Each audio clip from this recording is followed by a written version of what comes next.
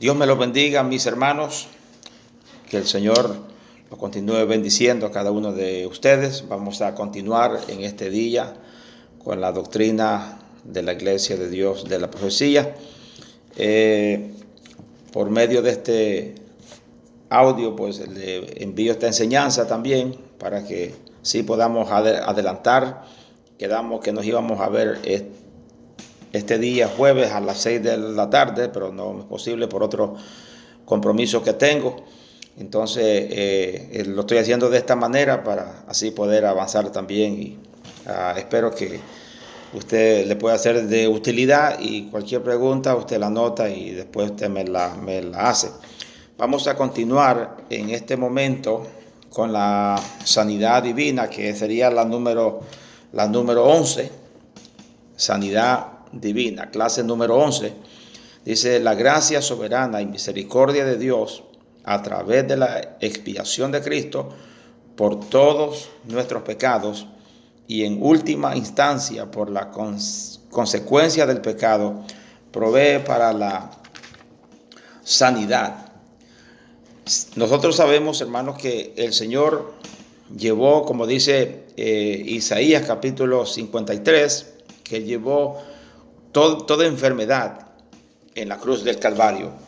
Sería bueno que nosotros vayamos a Isaías capítulo 53. Allí vamos a ver también esa verdad bíblica acerca de la sanidad. Hay organizaciones, hay religiones que no creen en la sanidad divina, pero nosotros sí creemos en la sanidad divina. Creemos que para el Señor no hay nada imposible. En el capítulo 53 del libro de Isaías, encontramos en el versículo 4 que dice: ciertamente llevó Él nuestras enfermedades y sufrió nuestros dolores, y nosotros le tuvimos por azotado, por herido por Dios y abatido. Aquí vemos también, ¿verdad?, esta profecía donde nos enseña a nosotros la realidad de la sanidad divina. Y el Señor lo demostró durante todo su ministerio también.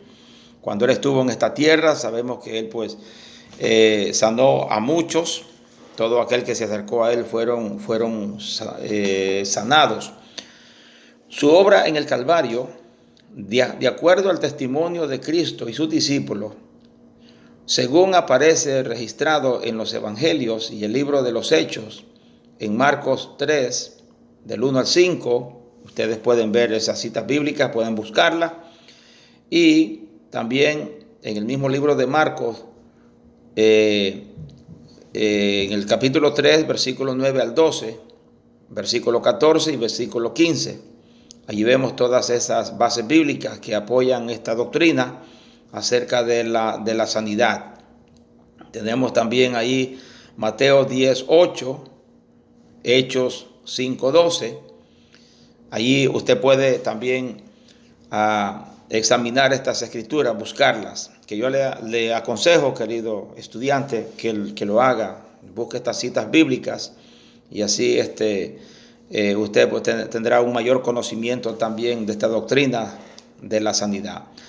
La Iglesia cree que la sanidad divina ocurre mediante el poder de Dios y sin la ayuda de la medicina o destrezas quirúrgicas.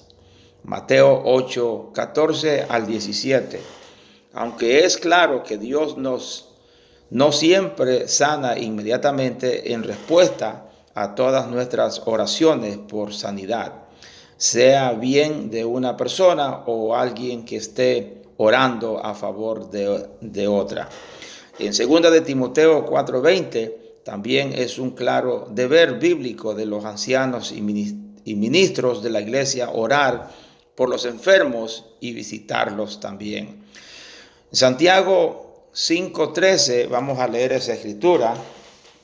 Aquí vemos también la fórmula que el Señor nos presenta. Si hay alguno enfermo, pues qué debe de hacer. Aquí nos da algunos consejos Santiago. Dice en el capítulo 5, versículo 13 en adelante: ¿está alguno entre vosotros afligido? Haga oración. ¿Está alguno alegre? Cante alabanza. ¿Está alguno enfermo entre vosotros? Llame a los ancianos de la iglesia. Los ancianos de la iglesia aquí son los líderes, ¿verdad? Los pastores, los líderes. Y aquí aconseja Santiago llamarlos a ellos para orar, y oren por él, ungiéndole con aceite en el nombre del Señor Jesucristo. Y la oración de fe salvará al enfermo, y el Señor lo levantará, y si hubiere cometido pecado, les serán perdonados. Así que aquí vemos también el consejo bíblico, la fórmula de que Santiago pues le aconseja también a la iglesia qué debe de hacer en este caso, ¿verdad? Si alguno está enfermo, pues llamar a los ancianos y orar por el enfermo. Y la fe del justo, como dice allí, obrando eficazmente puede Dios sanarlo. Así que acerca, hermanos, de esta doctrina de la sanidad, también encontramos en el Salmo 103, versículo 3 o versículo 2 en adelante, donde dice, este texto se refiere directamente al alma. Sin embargo, toda la persona, espíritu, alma y cuerpo, puede ser sanada divinamente por el poder de Dios. La sanidad de personas en respuesta a la fe y la oración. Así que vemos aquí también en ese salmo, en el Salmo 103, donde dice que el Señor lleva todas las dolencias de aquellos que están padeciendo. Pues bien, nosotros creemos, hermanos, en esta doctrina, en la sanidad divina. Gloria al Señor. Y esto no ha caducado. Como repito, hay muchas religiones que enseñan, ¿verdad? Como los testigos, los mormones, otras religiones, quizás católicos también, enseñan de que la sanidad divina no es para estos tiempos. Y entonces nosotros no podemos limitar a Dios. Cuando ellos enseñan de esta manera, pues en otras palabras, lo que ellos están diciendo es que el poder de Dios él es limitado y el poder de Dios es ilimitado. Dios obra siempre y la misma palabra dice que Él es el mismo ayer y hoy y por los siglos. Pues bien, vamos a pasar también a la siguiente enseñanza, que es la número 12, acerca del bautismo en agua. ¿Por qué nos bautizamos en agua? Como dije aquel día, que el bautismo no es para niños. Eso es antibíblico. El bautismo es para los convertidos. Les expliqué al principio acerca de esto, de la importancia, es para los recién convertidos, y vemos estas bases bíblicas también en Hechos capítulo 2, versículo 38, y tocamos también en Marcos 16, que me gustaría que usted vuelva a revisarlo. En Marcos capítulo 16, versículo 17 en adelante, o 16 en adelante, allí usted lo va a ver también. El bautismo en agua es el acto de ser sumergido en agua de acuerdo al mandamiento e instrucciones de Cristo. En Mateos 28, 19, vamos a ver esa base bíblica. Mateos 28, 19. Acuérdese lo que les digo, todas estas bases bíblicas, estúdialas, léalas, porque esto le va a ser de mucha utilidad. Vamos a ver qué dice Mateo 28, 19. Por tanto, id y haced discípulos a todas las naciones, bautizándolos en el nombre del Padre, del Hijo y del Espíritu Santo, enseñándoles que guarden todas las cosas que os he mandado. Y he aquí, yo estoy con vosotros todos los días hasta el fin del mundo. Aquí vemos también el mandato del Señor que le da a los discípulos, a la iglesia, de ir por todo el mundo a ser discípulos, bautizándolos en el nombre del Padre, del Hijo y del Espíritu Santo. Esa es la fórmula que el Señor estableció, que el Señor nos mandó. El bautizarnos lo hacemos en obediencia a su palabra, por lo que Él mandó, porque el bautismo representa, es un símbolo de muerte al pecado y una resurrección a una nueva vida en Cristo Jesús. Eso es lo que significa el bautismo, tiene su significado. Ahora, como le repito, es un mandato y lo hacemos por obediencia. Han habido personas, hermanos, que se han convertido y no han tenido la oportunidad de ser bautizados, se han ido antes de ser bautizados. Pero si usted tiene la oportunidad de bautizarse, ¿por qué no hacerlo? Lo hacemos, como le repito, en obediencia a lo que el Señor ha mandado, porque el bautismo también significa unión a Cristo. Nos unimos a Cristo y damos testimonio de que somos hijos de Dios. Estamos dando testimonio que estamos renunciando al mundo de pecado y nos estamos uniendo al cuerpo de Cristo para vivir una vida en santidad y una vida apartada del pecado.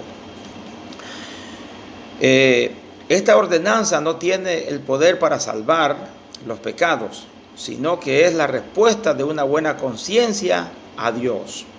Eso lo vemos en 1 de Pedro 3:21 y representa para el creyente identificarse con la muerte, sepultura y resurrección de nuestro Señor Jesucristo.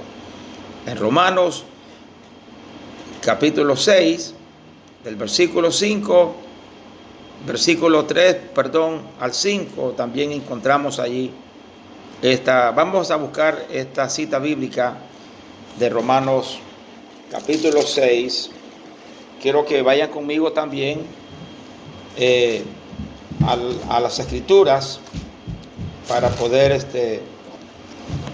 estudiar esta parte.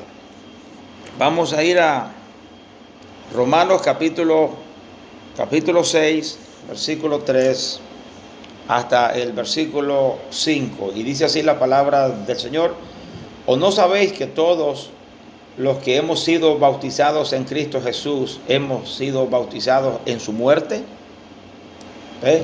Lo que hablábamos hace unos minutos atrás, que cuando la persona es sumergida, eso significa estoy muriendo a este mundo de pecado.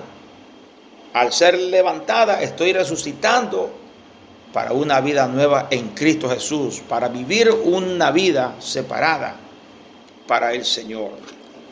Ese es el significado, el simbolismo que tiene también el bautismo: muerte y resurrección para una vida nueva en Cristo Jesús.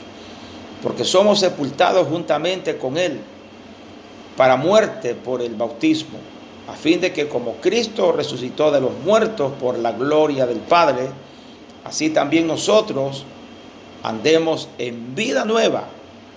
Aquí lo presenta Pablo, en una vida nueva. Ya no andamos en esa vida de pecado, ya no andamos en esa vida, ¿verdad?, depravada. Ahora vivimos una vida en santidad, una vida que agrade a Dios. Versículo 5 dice: porque si fuimos plantados juntamente con Él en la semejanza de su muerte, así también lo seremos en su resurrección. Qué bueno, gloria al Señor. Ya vivir una vida, como dije, separada para el Señor y vivir una vida en santidad.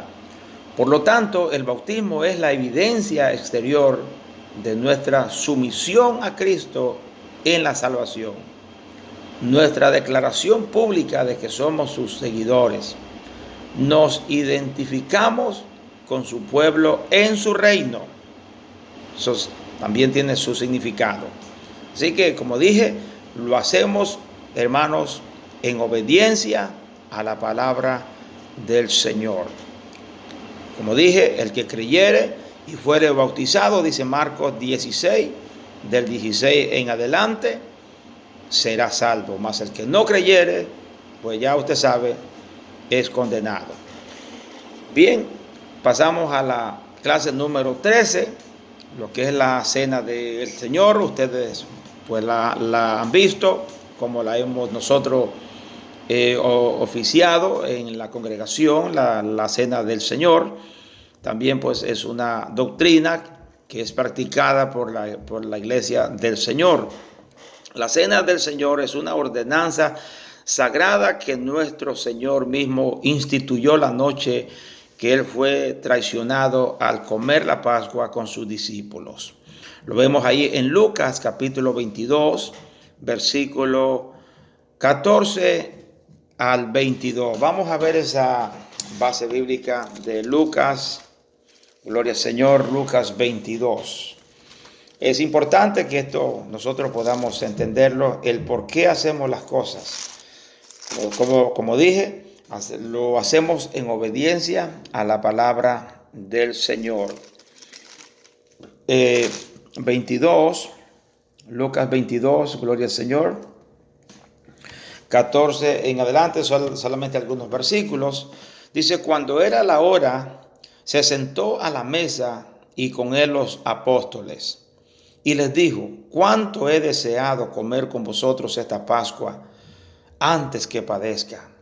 Porque os digo que no la comeré más hasta que se cumpla en el reino de Dios. Y habiendo tomado la copa, dio gracias y dijo, tomad esto, repartidlo entre vosotros, porque os digo que no beberé más del fruto de la vid hasta que el reino de Dios venga.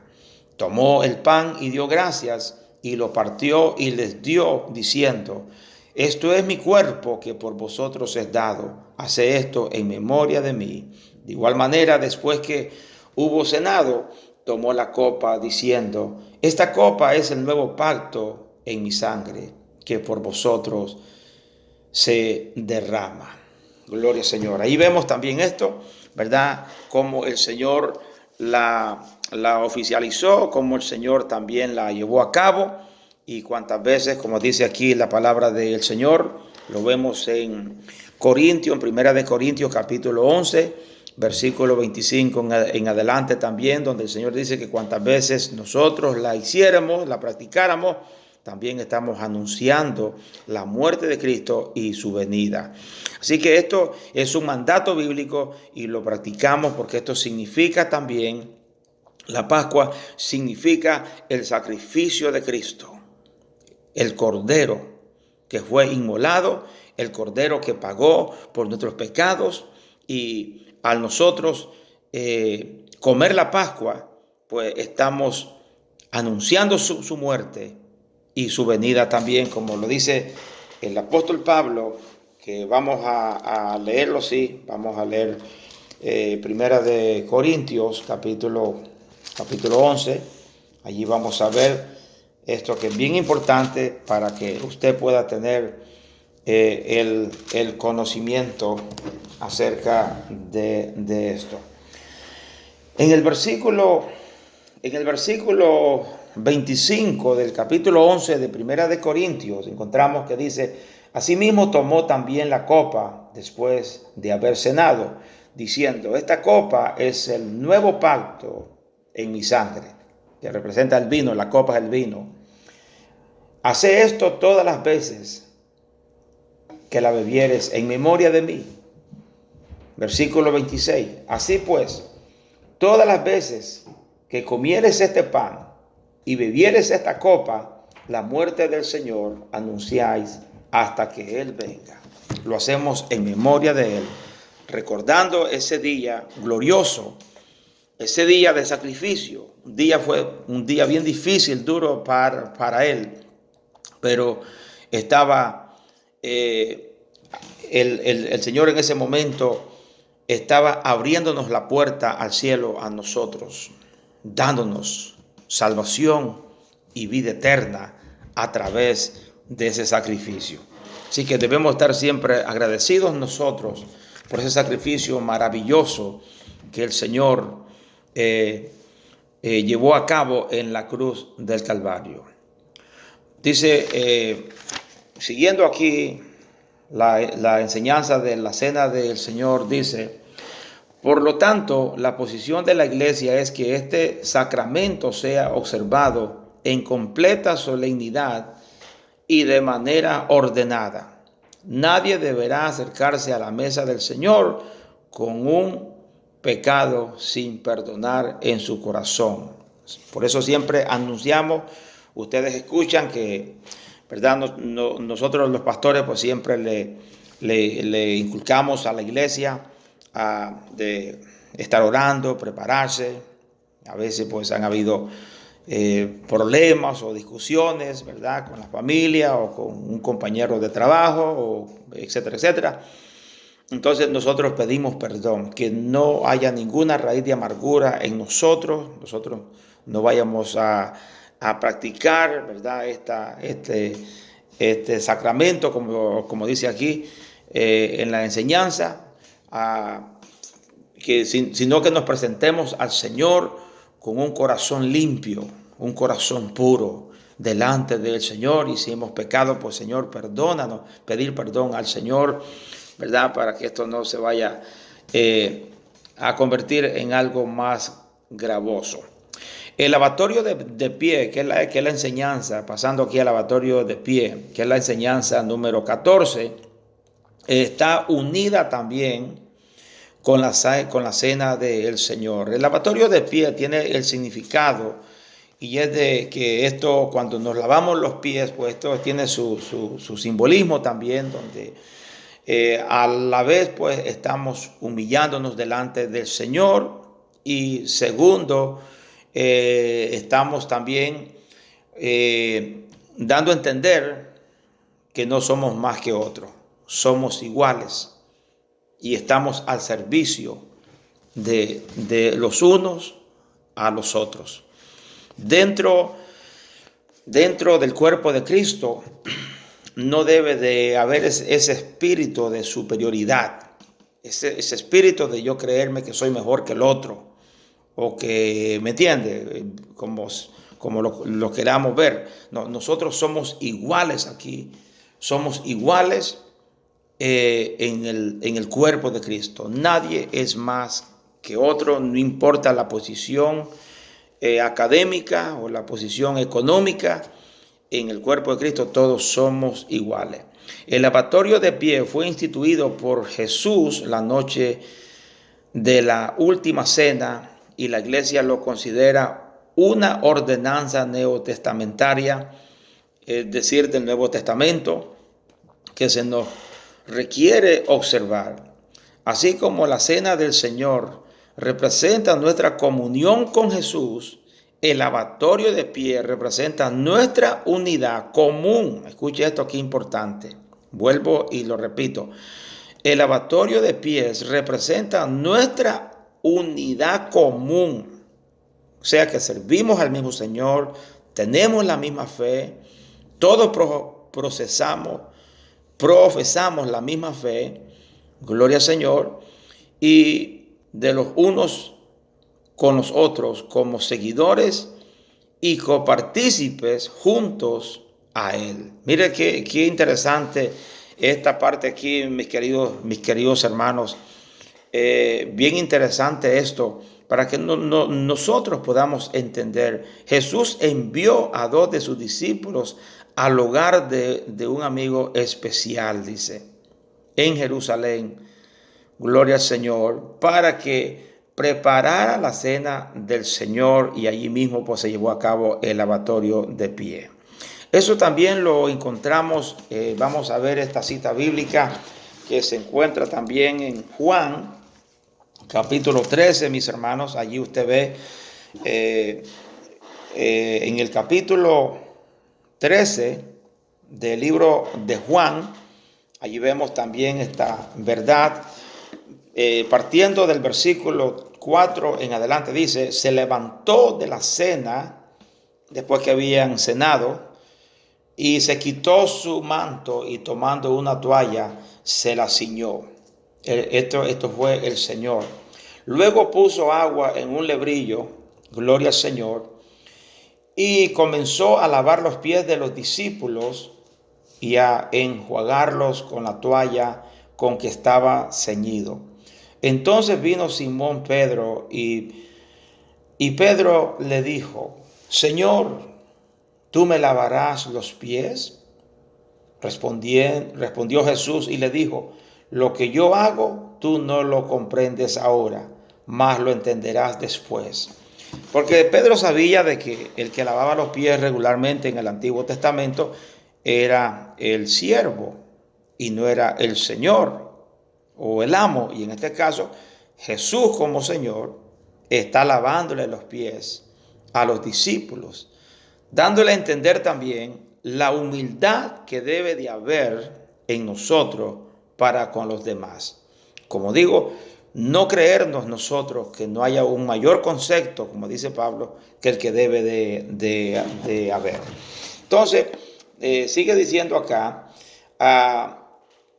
en el versículo 10, Jesús le dijo, esto fue a Pedro, el que está lavado no necesita sino lavarse los pies, pues está todo limpio y vosotros limpios estáis, aunque no todos, porque sabía quién le iba a entregar. Por eso dijo, no estáis limpios todos, porque sabemos que Judas lo iba a traicionar y así fue.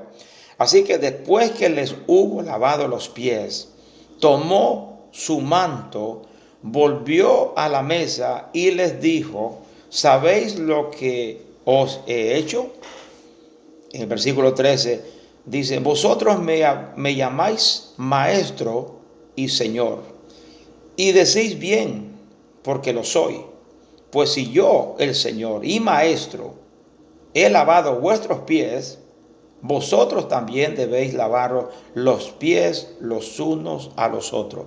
Aquí vemos que el Señor dejó instituida esta doctrina, esta verdad. Como yo, dijo el Señor, os he lavado vuestros pies, dándonos ejemplo, también ustedes lo van a hacer de la misma manera. Pues si yo, el Señor y Maestro, he lavado vuestros pies, vosotros también debéis lavar los pies los unos a los otros.